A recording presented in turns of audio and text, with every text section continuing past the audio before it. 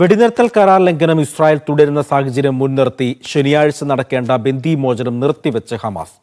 ഗുരുതര പ്രത്യാഘാതമാണ് ഉണ്ടാകുമെന്ന് ഇസ്രായേലിന്റെ മുന്നറിയിപ്പ്. സൈന്യത്തോട് സജ്ജമായിരിക്കാൻ ഇസ്രായേൽ. ഗസ വില കൊടുത്ത് വാങ്ങി സ്വന്തമാക്കുമെന്ന് US പ്രസിഡന്റ് ഡൊണാൾഡ് ട്രംപ്. വീണ്ടും യുദ്ധഭൂമിയിൽ ഗസ.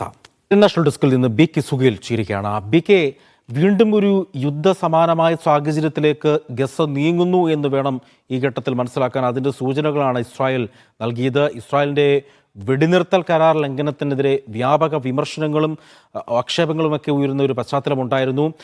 ഈ ബന്ദിമോചനം നിർത്തിവച്ചിരിക്കുകയാണ് ഹമാസ്. എന്താണ് ഏറ്റവും പുതിയ വിവരങ്ങൾ ഗസയിൽ നിന്നുള്ളത്?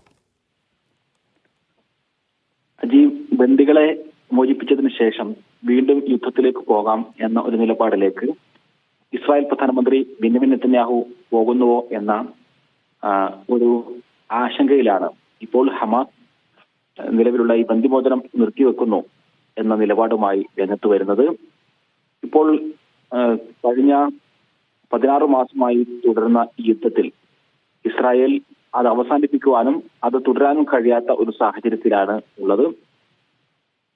കാരണം കഴിഞ്ഞ 75 വർഷമായി കെട്ടിപ്പൊക്കിയ നുണക്കഥകളുടെ ചീട്ടുകൊട്ടാരം ഒന്നാകെ പൊളിഞ്ഞു വീഴുന്നത് ലോകം കാണുന്നു. ലോകം ഇസ്രായേലിനെ അവിശ്വസിക്കുകയും ചെയ്യുന്നു. ഫലസ്തീന് സ്വാതന്ത്ര്യം വേണമെന്ന് ബഹുഭൂരിപക്ഷം രാജ്യങ്ങളും വിളിച്ചു പറയുന്നു. പ്രത്യേകിച്ചും അറബ് രാജ്യങ്ങൾ അതിശക്തമായി സ്വതന്ത്ര ഫലസ്തീൻ രാഷ്ട്രം വേണമെന്ന നിലപാടിലേക്ക് വരുന്നു.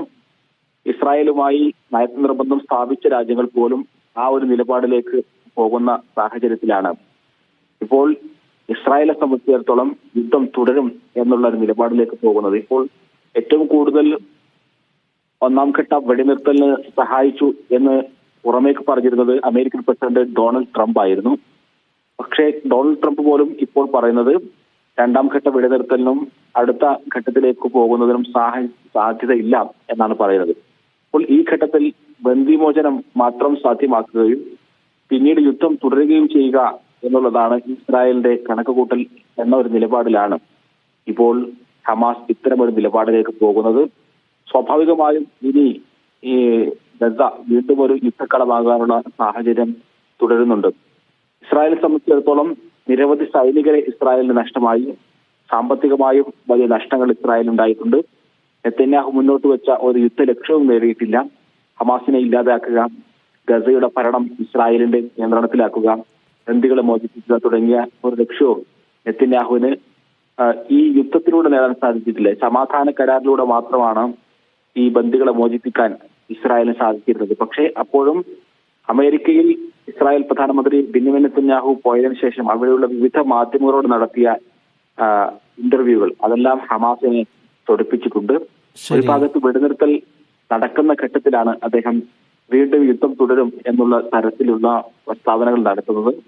ഇതെല്ലാം ആണ് ഇപ്പോൾ ഹമാസിനെ ചൊടിപ്പിച്ചിട്ടുള്ളത് എന്നാണ് നമുക്ക് മനസ്സിലാക്കാൻ സാധിക്കുക.